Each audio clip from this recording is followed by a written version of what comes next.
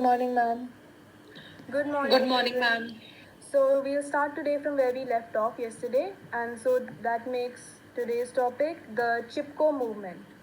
So, as you might already know, the Chipko movement was inspired by Gaura Devi. In the foothills of Himalayas, in a small remote village called Reni, lived Gaura Devi. She led a simple life gathering twigs and broken branches from the forest for fire at home. She always remembered what her mother had told her when she was young, that the roots of the trees are like hands. They hold the earth to the side of the mountain. They also hold the water from the big rains and from the melting snow.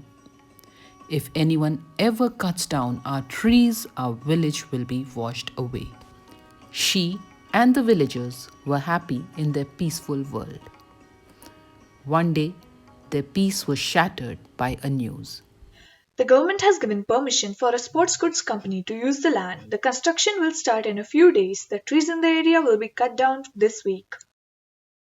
In March 1974, a group of forest officials, along with some laborers, started moving towards forest. A lady saw them and she went running back to report the matter to Gaura Devi. शहर से कुछ लोग जंगल काटने आ रहे हैं और गांव में कोई भी मर्द नहीं है। अब हम क्या करेंगे? क्या? ये जंगल हमारी माँ है। ये लोग क्या समझते हैं? गांव में मर्द नहीं है तो हम औरतें अपनी माँ की रक्षा नहीं कर सकती? चलो बहनों, हमें अपने जंगलों को कटने से बचाना है। She gathered the ladies of the village and rushed to the forest to try and dissuade the men from cutting the forest. भाइयों, ये जंगल हमारी अन्नदाता है। इसे काट दोगे तो ना ही ये पहाड़ रहेगा, ना हमारा गांव। हमारे पास सरकारी नोटिस है, इसलिए हट जाओ। But the women didn't give up.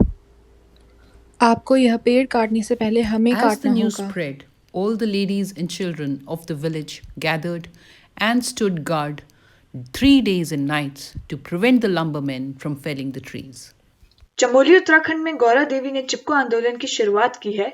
वे लोगों को जंगल बचाने के लिए प्रोत्साहित कर रही हैं। Gaura Devi challenged the men to shoot her instead of cutting down the trees. The ladies managed to halt their work by hugging the trees despite the abuse of the armed loggers. They kept guard at the forest for 3 nights. The loggers were forced to leave the trees. After this incident, the Uttar Pradesh government established a committee of experts to investigate the issue of felling of trees, and the lumber company withdrew its men from Reni. Thereafter, the government of Uttar Pradesh placed a 10-year ban on all tree felling in an area of over 1,150 square kilometers. Sia, am I audible? Sia? Yes, ma'am. Yeah, Sia, would you like to add something?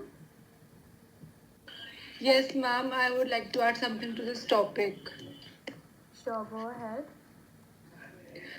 Ma'am, we study about so many famous people of what they have achieved, and most of them are very inspiring, especially how they overcome their difficulties.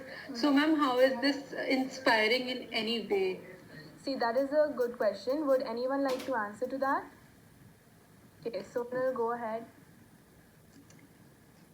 Did you know that Gaura Devi was illiterate and did all this not for her personal interests, but for the common good?